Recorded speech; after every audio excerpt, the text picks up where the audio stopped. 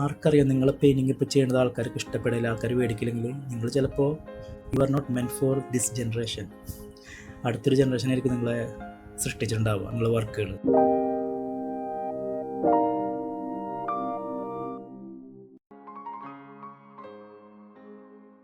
WhatsApp guys, അപ്പോൾ എല്ലാവർക്കും ഒരു കിടലൻ എപ്പിസോഡിലേക്ക് സ്വാഗതം. ഇന്ന് ഞാൻ ഇതുവരെ ചെയ്തതിൽ ഏറ്റവും വലിയൊരു ക്യാൻവാസ് സൈസിലാണ് ഞാൻ ചെയ്യുന്നത്. അതായത് ഒരു 3.5 by 5 feet ഉണ്ട്. അപ്പോൾ നിങ്ങൾക്ക് സൈസ് ഇപ്പോൾ തന്നെ മനസ്സിലാക്കാം.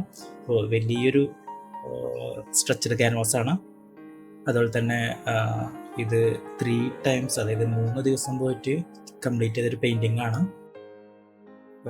സ്ഥലം തൃശ്ശൂർ ജില്ലയിൽ പെരിങ്ങാട് തിരുനെല്ലൂർ എന്ന് പറയുന്ന സ്ഥലമാണ്. പാടം. ഇവിടെ എന്തൊക്കെയോ ഫുട്ബോൾ ടൂർണമെൻറ്റ് നടക്കുന്നുണ്ട്. അപ്പം അതിനിടയിൽ ഞാൻ 3 ദിവസം പോയി ചെയ്തൊരു പെയിൻറ്റിംഗ് ആയിരുന്നു. പെയിൻറ്റിങ്ങിൻ്റെ പേര് ഞാനും പോത്തും. ഇന്നത്തെ ടോപ്പിക്ക് നമ്മൾ ഡിസ്കസ് ചെയ്യുന്നത് എൻ്റെ പെയിൻറ്റിങ്, അതായത് ഇപ്പോൾ ഈ ചെയ്യുന്ന വലിയ പെയിൻറ്റിങ് ഇതടക്കം ചെയ്യാൻ എന്നെ ഹെൽപ്പ് ചെയ്ത ഒരു ബുക്കിനെ പറ്റിയിട്ടാണ്.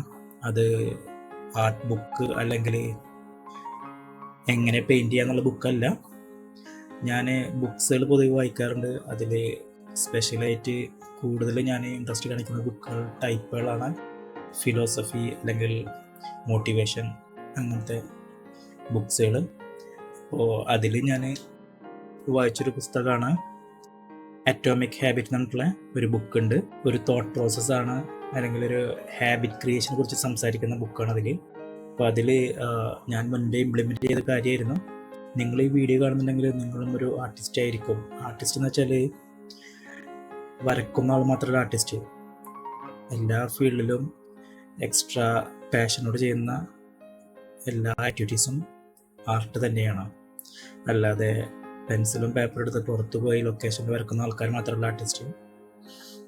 അപ്പോൾ എന്താണ് ഇപ്പോൾ ആ ബുക്ക് എന്നെ കണക്ട് ചെയ്തെന്ന് ചോദിച്ചാൽ, നമ്മൾ പറഞ്ഞില്ലേ ഇതൊരു ഓൺഗോയിങ് പ്രോസസ്സാണ് പെയിൻറ്റിങ് എന്ന് പറയുന്നത്. അല്ലാതെ ഒരു ദിവസം പോയിട്ട് മാസ്റ്റർ ആർട്ടിസ്റ്റ് ആവുക അങ്ങനത്തെ ഒരു കൺസെപ്റ്റ് അല്ല പെയിൻറ്റിങ് എന്ന് പറയുന്നത്. അവിടെയാണ് നമുക്ക് മെയിനായിട്ട് ഒരു മിസ്റ്റേക്ക് ആയിട്ട് വരുന്നത്. അത് ഞാൻ സിമ്പിളായിട്ടൊരു കാര്യം പറയാം. ഇപ്പോൾ ഞാൻ ചെറുപ്പം മുതൽ വരക്കുന്ന ഒരാൾ, എന്നോട് ആരും പറഞ്ഞിട്ടില്ല ഷെഫീഖ് നീ നന്നായി വരക്കുന്നുണ്ട്, ഫൈൻ ആർട്സിന് ചേരണം. പൊതുവേ നേരെ മറിച്ച് ഞാൻ പാട്ട് പാടുക അല്ലെങ്കിൽ ഗിറ്റാർ വായിക്കുക, കീബോർഡ് വായിക്കുക. കീബോർഡും കാര്യങ്ങളും പിന്നെ പറയും വേണ്ട, അതിനെന്തായാലും ഒരു ക്ലാസ് ആവശ്യകത ഉണ്ട്. അതായത് ഇന്നത്തെ കാലഘട്ടമല്ല ഞാൻ പറയുന്നത് 90s കിഡ്സിൻ്റെ ഒക്കെ അല്ലെങ്കിൽ അതിന് മുമ്പത്തെ ആൾക്കാരുടെ കാര്യങ്ങളാണ് പറയുന്നത്. അതെന്ന് വെച്ചാൽ നമുക്ക് ഓൺലൈനും കാര്യങ്ങളൊന്നും പഠിക്കാനുള്ള ഓപ്ഷൻസ് ഉണ്ടായിരുന്നില്ല, അല്ലെങ്കിൽ ബുക്സും പഠിച്ച് പഠിക്കുന്ന ഓപ്ഷൻസ് ഉണ്ടായിരുന്നില്ല. അപ്പോൾ നമ്മളോട് പറയെല്ലാവരും നീ ക്ലാസ് പോയി പഠിച്ചോളൂ. പക്ഷെ അതുപോലല്ല ആർട്ടിൻ്റെ കാര്യം പറയുമ്പോൾ, അതായത് വരക്കുന്ന പെയിൻറ്റിങ്ങിൻ്റെ കാര്യം പറയുമ്പോൾ ഞാൻ പറയും അത് ഓട്ടോമാറ്റിക് ആയിക്കോളും. അങ്ങനെ ഒരു ഓട്ടോമാറ്റിക് ആവുന്ന സംഭവം അല്ല ആർട്ട്. അതിനുള്ളൊരു ലിവിങ് എക്സാമ്പിളാണ് ഞാൻ തന്നെ. എന്താ വെച്ചാൽ ബാക്കിയുള്ള ആൾക്കാർ പോലെ തന്നെ എനിക്ക് നല്ല ഇഷ്ടമുണ്ടായിരുന്നു. പക്ഷെ ഇതിന് റിസൾട്ട് വരാണ്ട് നമ്മളിത് മുന്നോട്ട് പോവില്ല. അതാണ് ഞാൻ കണ്ട ഏറ്റവും വലിയ ഡ്രോബാക്ക്.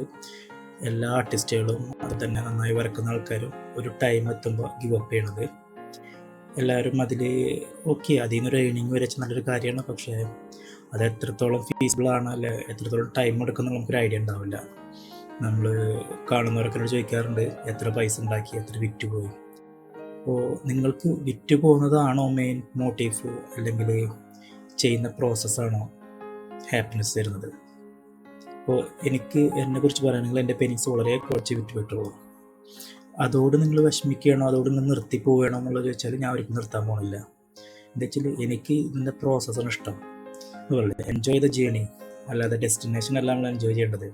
ഡെസ്റ്റിനേഷനിൽ അതിൻ്റേതായ എൻജോയ്മെൻ്റ് ഉണ്ട്.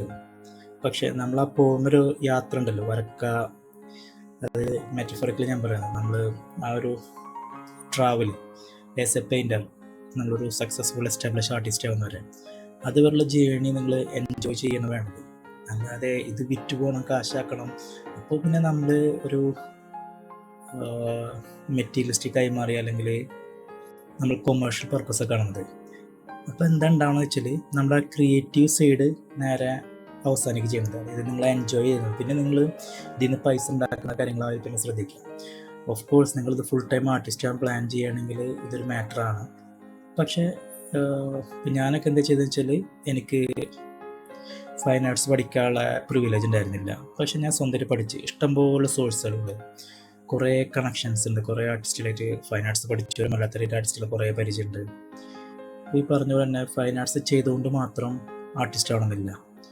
ഒരുപാട് എനിക്കറിയാം, BFA MFA ചെയ്ത ആൾക്കാരറിയാം, ഇപ്പോഴും വരക്കാണ്ട് നടക്കേണ്ട അല്ലെങ്കിൽ ഇൻട്രസ്റ്റ് ഇല്ലാണ്ട് നടക്കുന്ന ആൾക്കാരുണ്ട്.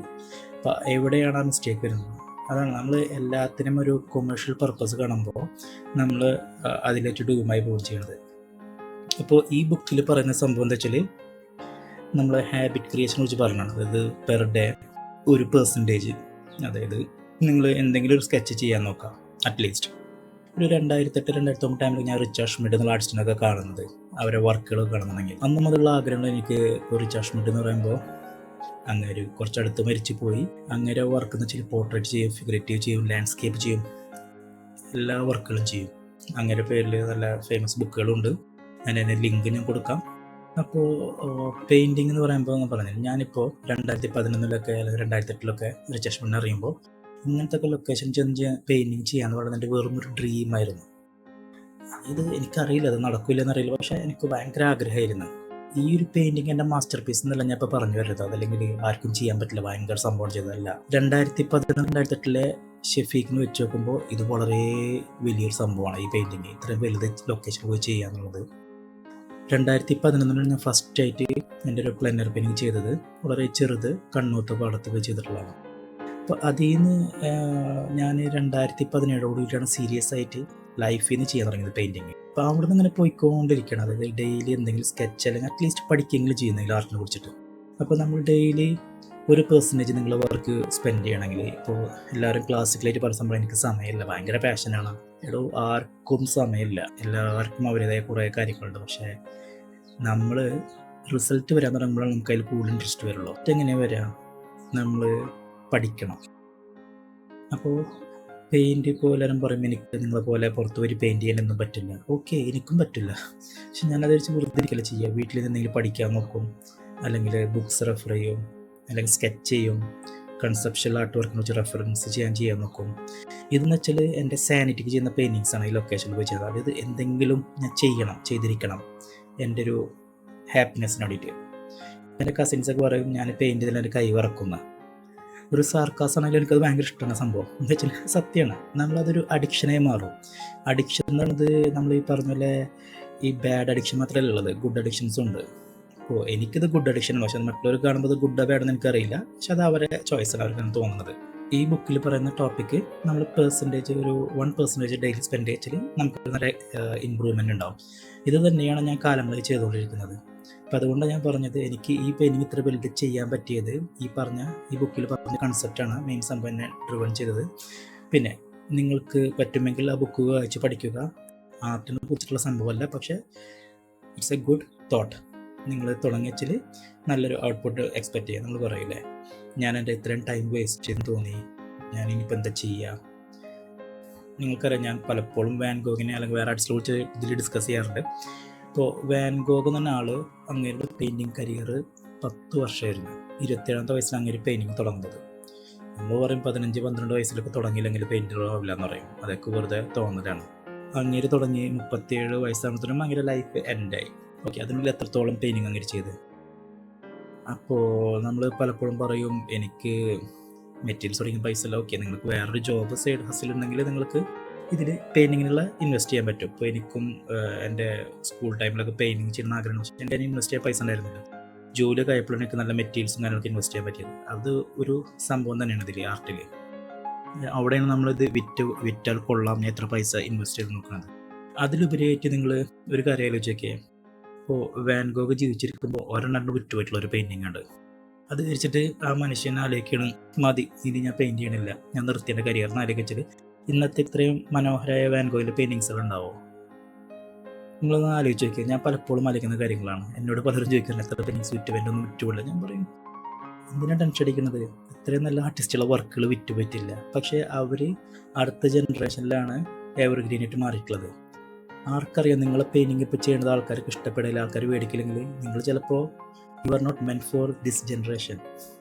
അടുത്തൊരു ജനറേഷനായിരിക്കും നിങ്ങളെ സൃഷ്ടിച്ചിട്ടുണ്ടാവുക, നിങ്ങളെ വർക്കുകൾ. ഇതാണ് എൻ്റെ ഒരു മെയിൻ എന്താ പറയുക, ഒരു ഹിക്കുമത്ത് അല്ലെങ്കിൽ ബ്ലെസ്സിങ് ഇൻ ഡിസ്ഗൈസ് എന്നൊക്കെ പറഞ്ഞ കൺസെപ്റ്റ് പെയിൻറ്റിങ് ഞാൻ കാണുന്നത്. പിന്നെ നിങ്ങൾക്ക് ഈ കണ്ടൻറ്റ് ഇഷ്ടപ്പെട്ടെങ്കിൽ ലൈക്ക് ചെയ്യുക, ഷെയർ ചെയ്യുക, സബ്സ്ക്രൈബ് ചെയ്യുക, നിങ്ങൾ വിലയേറിയ കമൻസ് ഇടുക. അപ്പോൾ അടുത്തൊരു വീഡിയോ വരുന്നവരെ ഹാപ്പി പെയിൻറ്റിങ്.